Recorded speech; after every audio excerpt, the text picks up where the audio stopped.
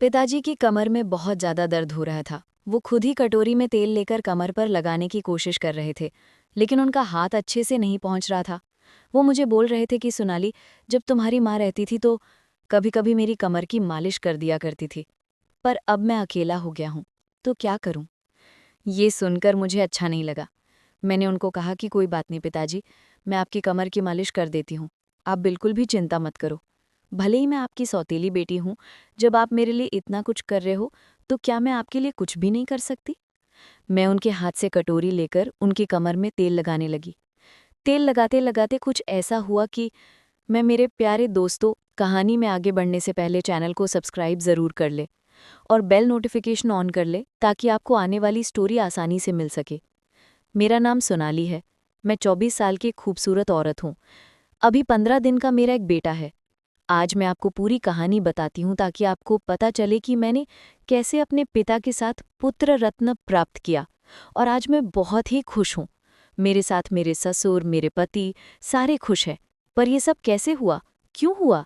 क्या मेरे पति को इसके बारे में पता है? क्या मेरे परिवार को इसके बारे में पता है? आज ये सब कुछ आपको अब मैं बताने वाली हूँ। मैं ऐसे उत्तर प्रदेश के बरेली जिले के एक बहुत गरीब घर की रहने वाली हूँ। मेरे पति बचपन से ही मुंबई में रहे थे। उनके हमारे गांव में रिश्तेदार थे, इस वजह से वो आया जाया करते थे। मेरे घर के सामने ही उनके रिश्तेदारों का घर है। इस वजह से नैन मटक का हमेशा हम दोनों के बीच में चलते रहता था। इस वजह से मैं उनके चक्कर में आ गई। मुझे लगा कि अब मैं भी मुंबई चली जाऊंगी और वहीं पर ऐश करूंगी, मज़े करूंगी। इसलिए मैंने उनके साथ प्रेम विवाह कर लिया और मुंबई आ गई। पर जब मैं मुंबई आई तो मैं हैरान हो गई। जैसा मेरे पति ने बताया था कि मैं इतना कमाता हूँ, मेरा घर ऐसा है, मेरे घर में सब कुछ है, पर वैसा कुछ भी नहीं था।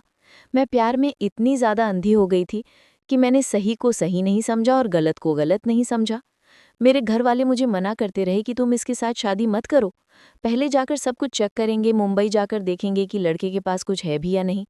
पर मैंने उन लोगों को मना कर दिया था कि लड़के को देखने की ज़रूरत नहीं है, मैंने देख लिया है। और रही बात जैसे वो रखेगा वैसे ही मैं रह लूँगी। मैं भी मुंबई जाकर काम कर लूँगी और वहीं जाकर बस जाऊँगी, जैसे और भी मेरे गाँव की लड़कियों ने ऐसा किया है। मुझे भी लगा था कि ज़िंदगी इतनी आसान होती है, अपने पति के साथ रहूँगी और खूब ऐश करूँगी। पर दोस्तों, ये सब सपने की बात होती है, हकीकत में ये सब बातें नहीं होती। खैर जाने दीजिए, वो बहुत पुरानी बात हो गई है। अब मैं उसके साथ शादी करके फंस गई हूँ, तो क्या कर सकती हूँ। शादी के कुछ वक्त बाद ही मैं जान गई थी कि मेरा पति मुझे अच्छी ज़िंदगी नहीं दे सकता। हमारी शादी को 2 साल बीत चुके थे। मुझे अभी तक कोई बच्चा नहीं हुआ था। मेरे पास इलाज कराने के भी पैसे नहीं थे। बड़ी मुश्किल से मैं खाना खा पाती थी क्योंकि मेरा पति उतना ज़्यादा पैसा नहीं कमाता था। मैं अपना दुख किसको बताती? मेरी शादी के 2 महीने बाद मेरी माँ की भी मौत हो चुकी थी। जब मैं 10 साल की थी उस वक्त मेरी माँ ने दूसरी शादी कर ली थी। मेरे पिताजी मेरी माँ से बहुत कम उम्र के थे। उनके और मेरी उम्र में कोई ज़्यादा अंतर नहीं था। वो मुझे बहुत ज़्यादा प्यार करते थे। बच्चा ना होने की वजह से जब मैं इलाज करवाकर थक गई, तो मैंने अपने पिताजी को फ़ोन किया और अपने बारे में सब कुछ बताया। मेरे पति ने भी उनके साथ बात की और सब कुछ बताया कि ऐसा-ऐसा बात है, बच्चा नहीं हो रहा है। मेरे पिताजी ने एक डॉक्टर से बात की और वो डॉक्टर ने हमें बुलाया। मैं अपने पति के साथ बरेली आ गई और डॉक्टर को दिखाई। डॉक्टर ने कुछ टेस्ट करने को कहा। मेरा चेकअप हुआ और मेरे पति का भी चेकअप हुआ। फिर पिताजी मेरे पति को बोले कि तुम सोनाली को यहीं पर छोड़ दो, डॉक्टर जो कहती है वो सब एक बार समझ लो, उसके बाद ले जाना गाँव। दूसरे दिन मेरे पति मुझे पिताजी के पास छोड़कर मुंबई चले गए। क्योंकि मेरे पति की अभी नई नई जॉब लगी थी, वो ज़्यादा छुट्टियां नहीं कर सकते थे। हमारे घर वालों को भी ये आइडिया अच्छा लगा। मैं अपने पिताजी के यहाँ रुक गई और मेरे पति वापस मुंबई चले गए। जब से मेरी माँ की मौत हो चुकी है, तभी से पिताजी घर में अकेले ही रहते हैं। जब डॉक्टर का रिपोर्ट आया तो पता चला कि मेरे पति में ही खराबी है। मेरा पति कभी भी बाप नहीं बन सकता, उसके अंदर कुछ कमी है। ये बात पता चलते ही मेरा माथा ठनक गया। अब मैं किसको क्या बोलूं? मैं अपने मन से शादी की थी, इसलिए मैं किसी का कसूर भी नहीं निकाल सकती थी। मैं अब बहुत ही टेंशन में रहने लगी थी, क्योंकि जब मुझे कोई बच्चे के बारे में पूछता तो मैं सोचती कि उनको क्या बताऊं। शादी के बाद ऐसे भी हमारे घर वाले बदल गए थे। मेरे सास ससुर भी ज़्यादा मुझे प्यार नहीं करते थे। पति मुझे बहुत प्यार करता था, पर वो किस काम का जब मैं उसके बच्चे की माँ ही नहीं बन सकती। मैं ये सब सोचकर पिताजी के कंधे के ऊपर सिर रखकर बहुत ज़्यादा रोने लगी। पिताजी मुझे दुलार कर रहे थे, प्यार कर रहे थे। वो समझा रहे थे कि क्या करोगी सोनाली, जो किस्मत में है वही होगा।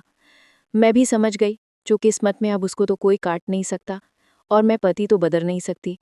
पर मेरे पिताजी ने एक बात बताई कि देखो सोनाली, अभी ये सब बात तुम अब अपने पति को मत बताना। तुम कहना कि मैं यहीं रहकर इलाज करवाऊंगी। डॉक्टर बोली है कि यहीं पर रहो और इलाज करवाओ। फिर धीरे धीरे मेरा पिताजी के साथ संबंध और भी ज़्यादा अच्छा हो गया। पिताजी को भी एक कंपनी मिल गई थी और मैं भी खुश थी। अच्छे से खा पी रही थी, घूमती थी। मैं धीरे धीरे हंसने बोलने लगी थी। दुख दूर हो गया था। मेरे पिताजी बड़े रोमांटिक किस्म के इंसान हैं। फिर एक दिन की बात है, पिताजी की कमर में बहुत ज़्यादा दर्द हो रहा था। वो खुद ही कटोरी में तेल डालकर बोले कि आज मैं अपने से ही तेल लगा लेता हूँ। तुम्हारी माँ रहती थी तो कभी कभी मेरी कमर की मालिश कर दिया करती थी, पर अब अकेला हो गया हूँ तो क्या करूँ। ये सुनकर मुझे अच्छा नहीं लगा। मैंने उनको कहा कि कोई बात नहीं पिताजी, मैं आपकी कमर की मालिश कर देती हूँ, आप बिल्कुल भी चिंता मत करो। भले ही मैं आपकी सौतेली बेटी हूँ, जब आप मेरे लिए इतना कुछ कर रहे हो तो क्या मैं आपके लिए कुछ भी नहीं कर सकती। मैं उनके हाथ से कटोरी लेकर उनकी कमर में तेल लगाने लगी। तेल लगाते लगाते कुछ ऐसा हुआ कि मैं उनकी आंख से आंख नहीं मिला पा रही थी, क्योंकि मुझसे वो गलती हो गई थी जो नहीं होनी चाहिए थी।